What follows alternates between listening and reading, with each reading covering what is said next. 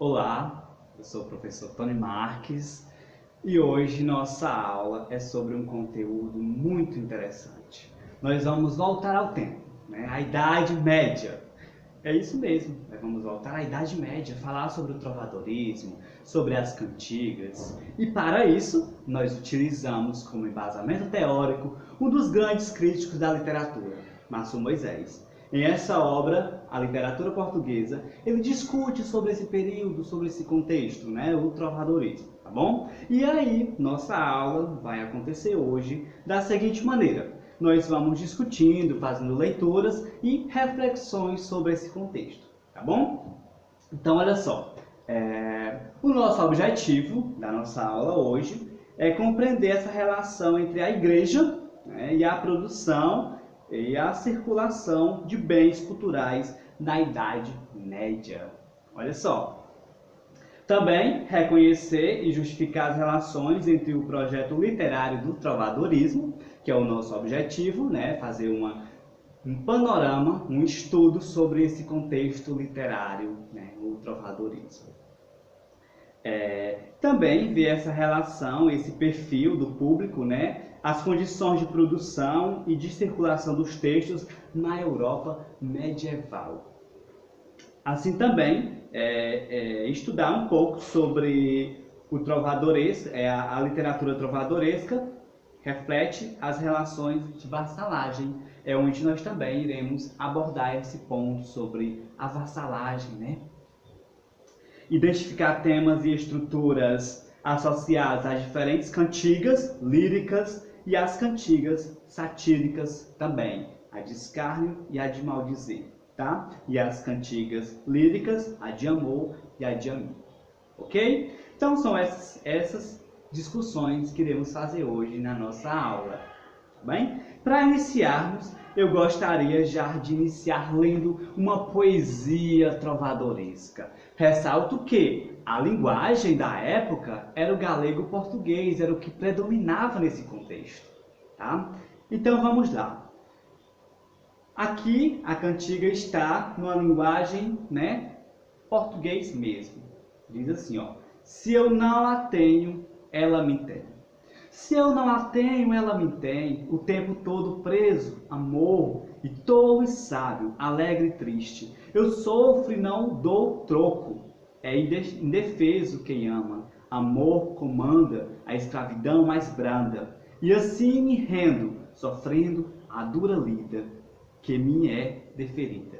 Então essa cantiga é um eu lírico, onde ele fala sobre essa vassalagem, sobre esse amor que ele sente por essa amada. Nós vamos ver mais adiante qual essas características, que elementos são estes que evidenciam esse eu lírico, essa vassalagem, esse amor tão platônico, digamos.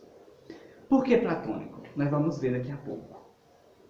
Então olha só. Para início, é importante ressaltar que esse período, essas cantigas, aconteciam nos palácios, onde os trovadores recitavam para as damas da corte, as damas muito belas, muito bem vestidas. Vejamos algumas coisas, alguns elementos que evidenciam essas características. Tá?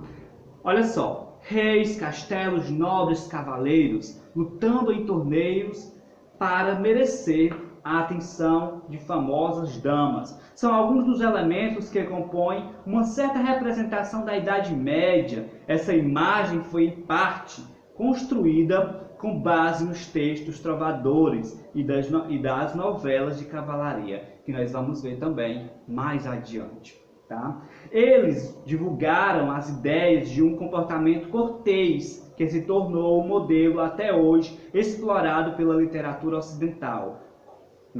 A gente vai ver isso mais adiante, sobre essa literatura ocidental, que é esse momento ao qual estamos discutindo, o trovadorismo. Idade Média, é construída no mosteiro, e a corte. Como que se deu esse momento? Qual foi? Estamos aqui fazendo apenas uma abordagem sócio-histórica desse momento, dessa Idade Média, onde se inicia esse trovadorismo. Esse contexto desses trovadores, das cantigas, da cortesia, da corte.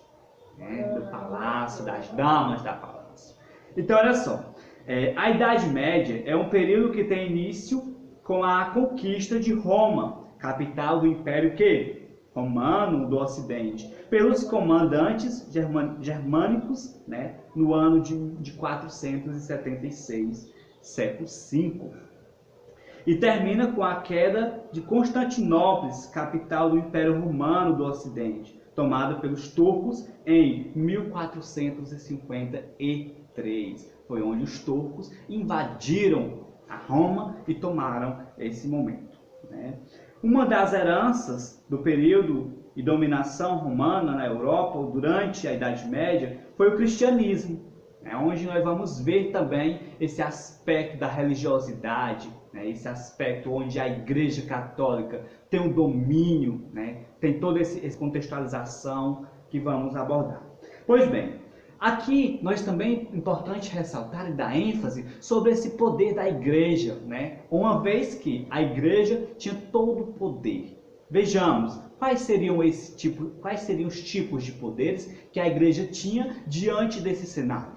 Olha só, no período conhecido como Alta Idade Média, século XII e XIII, o poder da igreja medieval era tão grande que o Papa Inocêncio III, né, afirmou o seguinte. O que foi que esse Papa afirmou? Vejamos, ele disse o seguinte: é muito mais valioso do que o corpo. O que? A alma. Ele disse que a alma é muito mais valiosa do que o corpo. Assim também, mais valioso é o clero do que a monarquia.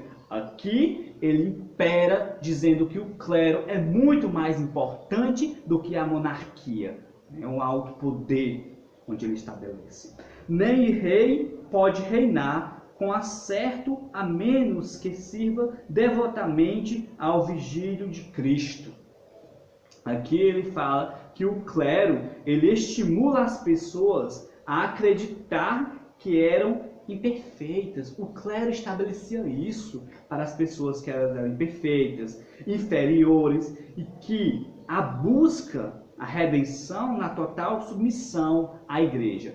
As pessoas aqui viam-se submissas à igreja. A igreja tinha um poder da hierarquia, né? Vejamos outra representação, né? Esse clero representava no mundo a vontade de Deus. Daí surge justamente aquele termo ao qual nós conhecemos, o teocentrismo. O que seria esse teocentrismo? É o Deus como centro do universo, centro de todas as coisas, Deus soberano. É isso? Essa palavra teocentrismo, ela vem do grego theos, que tem como intuito, né, o Deus ou o divino, né, algo superior de Deus, né, o centro de todas as coisas. Ele vê o ser humano como algo imperfeito, né, algo pecador. É esse o que a igreja nos propõe, nos diz, nos dita. Somos seres pecadores, imperfeitos. Então, temos que ser submissos a Deus. Esse é um dos critérios elementares, né, que a igreja estabelece nesse contexto. Então, olha só, esse aspecto religioso e cultural, como que se deu nesse período? É importante dar ênfase sobre isso, né, fazer essa associação entre o religioso e o cultural. Pois bem, agora vamos ver também um pouco sobre essa organização social. Como que se deu essa organização social nesse período, né, na Idade Média? Como que se deu? Então vejamos só. Aconteceu um fato histórico que marcou muito essa sociedade, que marcou muito esse contexto social, que foi justamente a morte do imperador Carlos Magno em 814. Aqui nos caminhou para outros contextos, né, para outras discussões. Então, olha só, desencadeou, por exemplo, um enfraquecimento do poder central. Aqui o poder central teve um enfraquecimento. Como? Olha só, eles, né, e obrigou que a sociedade medieval a se reorganizar, né, em torno dos grandes proprietários de terras. Quem seriam esses grandes proprietários de terra? Quem seriam? Os grandes feudais, né? Os senhores feudais que tinham esse poder de muitas terras. E as pessoas que eram submissas a esses senhores feudais chamavam-se como os vassalos, né? Eles estavam submissos a todo momento sobre esses senhores. Pois bem, uma pequena corte passou a se reunir em torno do senhor feudal. Eles se reuniram com qual intuito? Vejamos, dela faziam parte membros empobrecidos da nobreza, né? Membros, os cavaleiros, os camponeses livres e servos. Estes montaram-se os grupos, né? E aderiram aos que os senhores feudais estabeleciam, né? As regras. Sim, nessa sociedade também existiam regras. E aqui era esse poder de vassalagem, né? Os senhores feudais tinham todo o poder.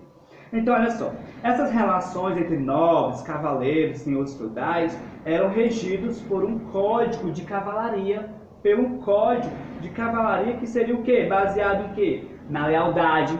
Esses vassalos, né, que seriam quem os vassalos? Os nobres, né, os pobres, os cavaleiros, os camponeses livres, eles tinham um código de vassalagem. Como que seria esse código? Seria o quê? A lealdade, né, a honra, a bravura, a cortesia, né, o que predominava também nesse cenário, nesse contexto. Então, assim, dava-se esses códigos.